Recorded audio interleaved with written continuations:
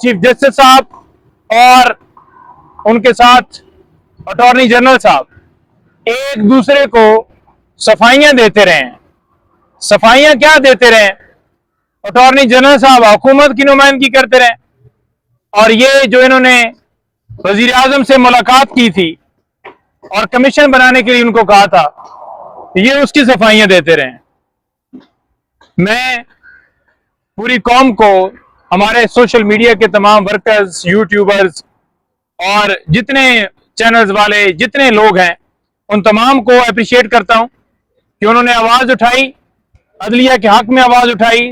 तमाम वकला को अप्रिशिएट करता हूं, तमाम लोगों को मैं करता हूं कि उन्होंने आवाज उठाई और उस आवाज की सुनवाई आज चीफ जस्टिस ऑफ पाकिस्तान ने भी तस्लीम की कि सोशल मीडिया के ऊपर इस तरह की खबरें फैलाई जा रही थी कि कमीशन जो है वो कहीं सुप्रीम कोर्ट ने मामला जो है वो हुकूमत के सामने रख दिया है, तो लिहाजा उन्होंने दलाइल ही 1.25 घंटा खुद बताते रहे लॉ पढ़ के, और ये कहते रहे कि आप मुझे समझाएं, बताएं कैसे आपने मुलाकात की, कैसे आप आए।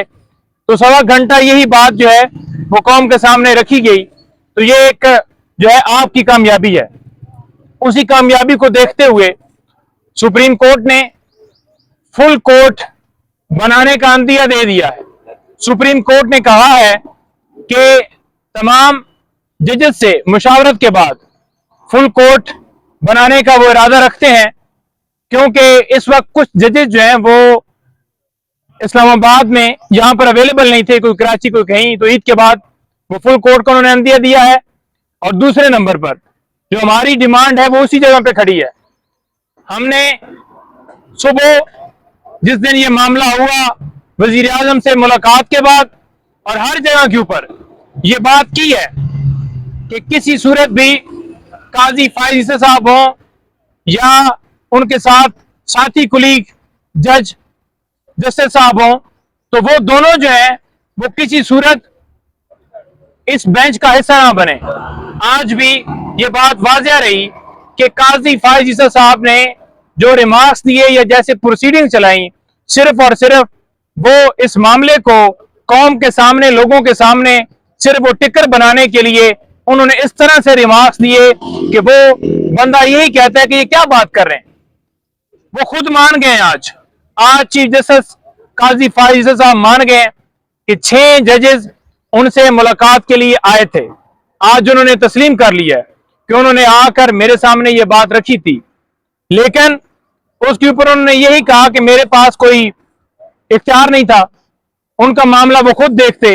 बात ही है कि मैंने कल भी ये गुजारिश की कि F9 पार्क के अंदर अगर दरख्त काटने के मामले के ऊपर 100 मोटर नोटिस ले लिया जाता है ना, या जज जेबा चौधरी एक डिस्ट्रिक्ट कोर्ट की जज के हवाले से खान साहब की बात करने के ऊपर तौहीन अदालत की कार्रवाई करने का notice chief justice Islamabad high court ले लेते हैं, तो 6 जजेस इंसाफ मांग रहे हैं।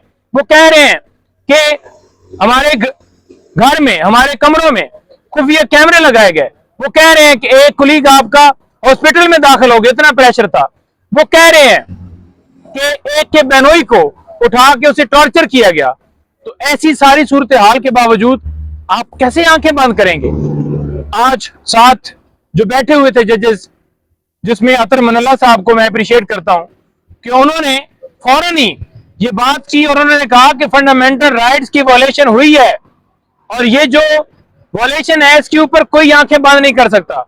उन्होंने कहा कि अदालतें जब जमानतें देती हैं तो जमानतों के बाद 3 MPO के तहत लोगों को उठाया गया है, और उन्होंने ये मुखातिब करते हुए अटॉर्नी जनरल साहब को ये बात की, तो अटॉर्नी जनरल साहब के पास कोई जवाब नहीं था, क्योंकि सारा कुछ उन्होंने किया है। तो जो पाकिस्तान तहरीक इंसाफ इमरान खान साहब के साथ जो केसेस बनाए गए, जो सजाएं दी गई, सारी कड़ियां मिला रही हैं इस खत को कि किस तरह ये सारा मामला फिक्स मैच किया गया और मुदाखलत की गई। आज हमने ये मुतालबा रखा है कि उन लोगों को, उन एजेंसी के एहलकारों को बुलाया जाए, सुप्रीम कोर्ट के अंदर उन्हें पेश किया जाए, उनसे सवालात जवाबात जो हैं किए जाएं और उनके खिलाफ कार्रवाई की जाए। दूसरी तरफ आपने देखा कि आज अतर मनल्ला साहब ने ये कहा है कोर्ट के अंदर, उन्होंने क्या कहा है?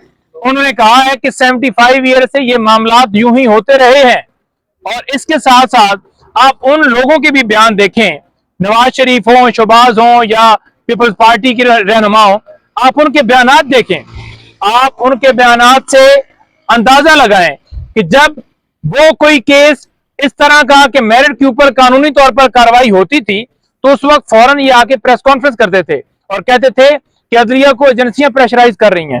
آج وہ کدھر ہیں؟ آج کیونکہ اس کے بینیفیشری ہیں، آج ان کو سہولت دی ہوئی ہے۔ ایک قاتل کو اگر آپ کہیں گے کہ اپنے قتل کا فیصلہ تم خود سناؤ جو تم نے قتل کیا ہے، تو کیا وہ انصاف دے گا؟ کسی صورت نہیں دے گا۔